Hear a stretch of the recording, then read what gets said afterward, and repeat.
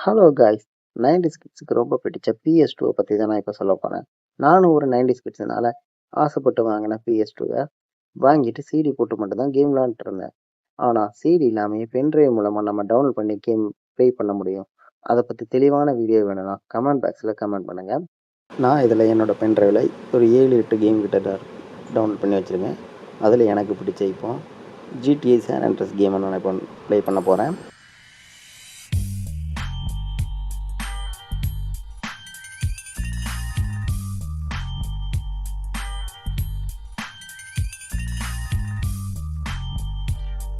Game open ஆயிடுச்சு.